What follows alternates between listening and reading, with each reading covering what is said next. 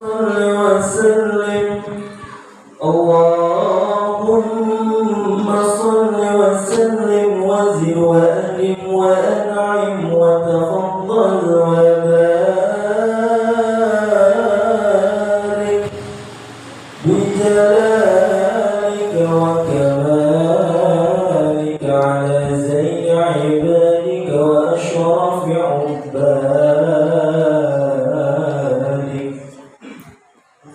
أسعد العرب والعجم وإمام طيبة والحرام وترجمان بلسان القدم وتتبع العلم والحكمة والحكم أبي القاسم سيدنا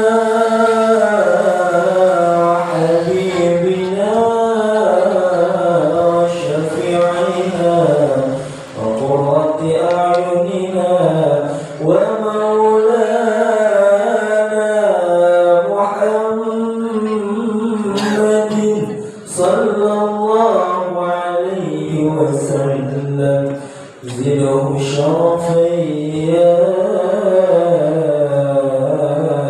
رب زده شرفا يا رب زده شرفا يا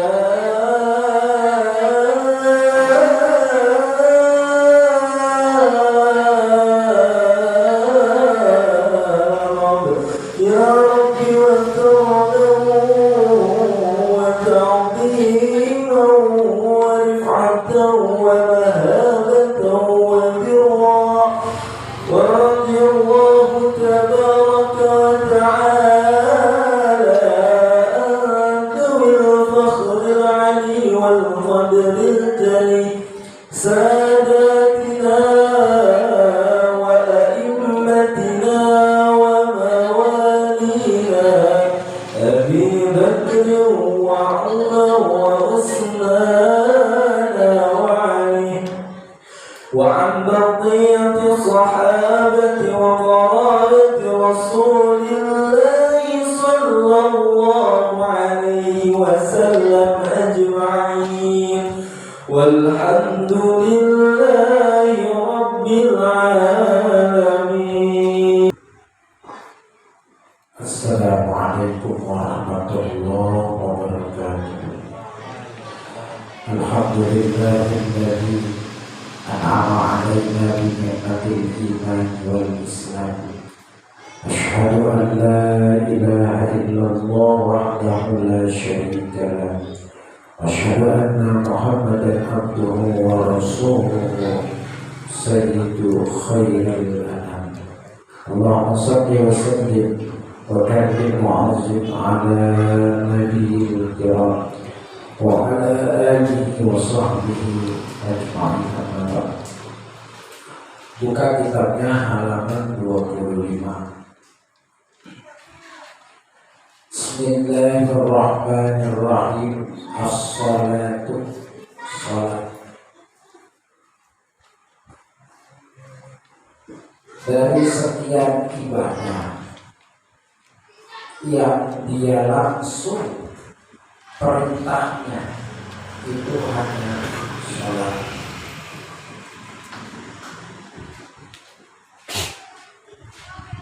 Nabi ketika Isra wal Mi'raj dapat perintah sholat langsung menghadap kepada Allah, sedangkan ibadah-ibadah yang lain itu perintahnya lewat diturunkan wahyu. Sedangkan sholat perintahnya langsung. Kenapa? Karena sholat itu ibadah yang paling spesial. Dari sekian ibadah yang paling spesial itu sholat. Karena nabinya langsung dipanggil oleh Allah. Zakat itu lewat Quran, turunnya lewat wahyu malaikat Jibril. Puasa sama, tapi sholat Nabi langsung diberikan berapa bersama Allah ketika Isra wal Mi'raj. Makanya sholat itu adalah ibadah yang paling spesial. Karena orang yang paling spesial itu biasanya berhadapan langsung. Orang spesial itu biasanya langsung ketemu. Ini baru di WA sama perempuan, ternyata perempuan tenang. Yang namanya perempuan tentu kalau seandainya udah diajakin ketemuan berarti namanya benar-benar benar. Kalau ketemuan susah, berarti benar. Kalau di WA aja kalau dia blokir ternyata dia takut sombong. Nah maka sholat itu ibadah yang spesial. Kenapa? Karena ibadahnya langsung bertemu Allah. Maka hari ini orang-orang yang spesial di hadapan Allah adalah orang yang bisa sholat. Makanya dikatakan sholat itu murah, tapi sulit pelaksanaannya. Beda dengan ibadah yang lain. Contoh, katakan zakat. Zakat nyari duit dulu baru wajib zakat. Puasa walaupun murah tapi kan bukaannya lumayan. Orang kalau mau puasa bukanya mau burit, padahal belinya bakwan doang, tapi ngayaknya bergondrong. Tapi sholat nggak ada biaya apa-apa. Puasa walaupun ada biaya, ada siapa nggak ada biaya? Bukber aja patungan. Nah jadi ini adalah ibadah yang paling spesial. Maka apapun kegiatannya, apapun kerjanya, apapun ibadah-ibadahnya, yang penting jangan sampai meninggalkan sholat. Karena orang yang hari ini sudah melaksanakan sholat berarti adalah orang yang spesial. Alasannya karena sholat itu langsung berhadapan bertemu dengan Allah. Makanya Nabi selalu berdoa, wajulilat qurratu a'yun bis sholat. Dijadikan kesenangan pandangan Nabi ketika sholat. Alasannya karena Nabi ketika sholat bisa berjumpa dengan Allah. Jadi ente wabil khusus udah kerja, udah pada ngajar, pokoknya yang penting jangan pengen sholat. Wabil khusus perempuan itu kalau bisa sholat itu jangan di akhir waktu. Ngerinya begitu dia masuk waktu zuhur, tiba-tiba sholatnya entar aja jam satuan. Maka wajib kodo. Coba kalau seandainya dia begitu masuk waktu zuhur, tiba-tiba begitu masuk waktu zuhur dia mau sholat, datang, maka sholat kagak wajib kodo. Karena memang kagak boleh bagi orang yang haram, dia termasuk orang itu tidak diwajibkan mengkodo sholat. Sholatnya haram, mengkodo sholatnya juga kagak wajib. Sholat orang yang haram, lagi sholat datang haram terusin sholat, kodonya juga kagak wajib. Tapi kalau dia nunda, contoh datang sholat zuhur, ternyata dia sholat taruh juga jam 1 karena luas ini waktunya. Begitu dia tunda, tiba-tiba jam 1 dia mau sholat, dia baru datang maka yang begitu wajib dikodo zuhurnya bila mana sudah selesai. Kenapa? Alasannya karena dia tidak mengerjakan zuhur pada waktu. Itu berbeda.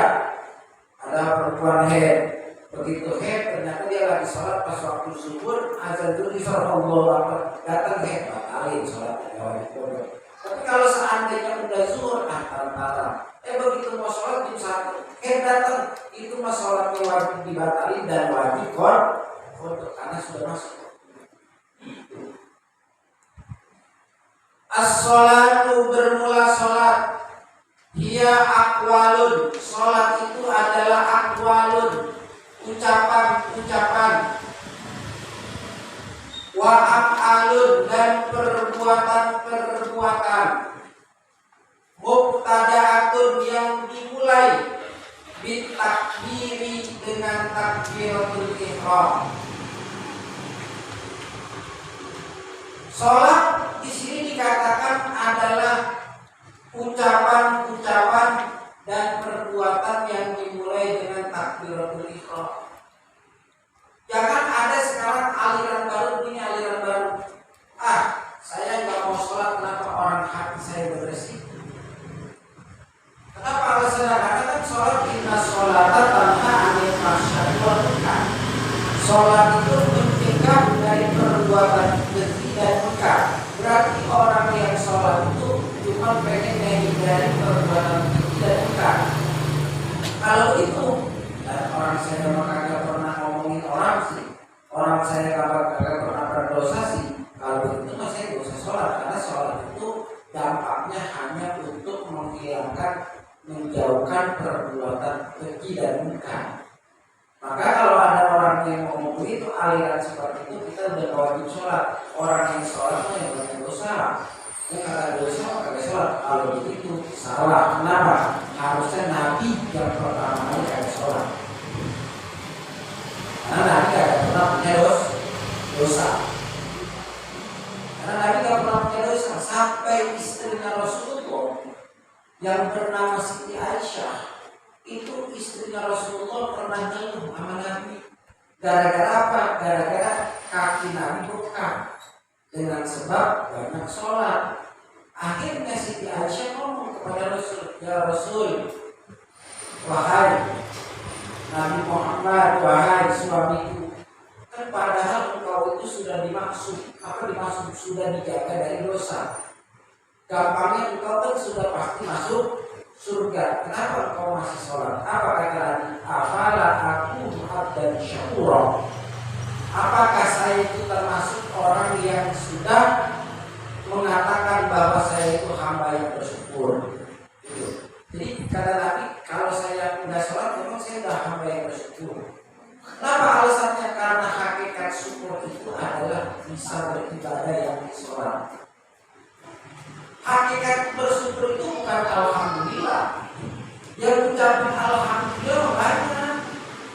Tapi kalau kagak ibadah, ya berarti dia belum dianggap bersyukur. Karena manusia diciptakan wa ma khalaqtul jinna wal insa illa liya'budun.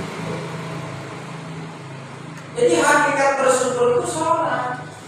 Bukan hakikat bersyukur itu sekedar mengatakan alhamdulillah Allah telah ngasih.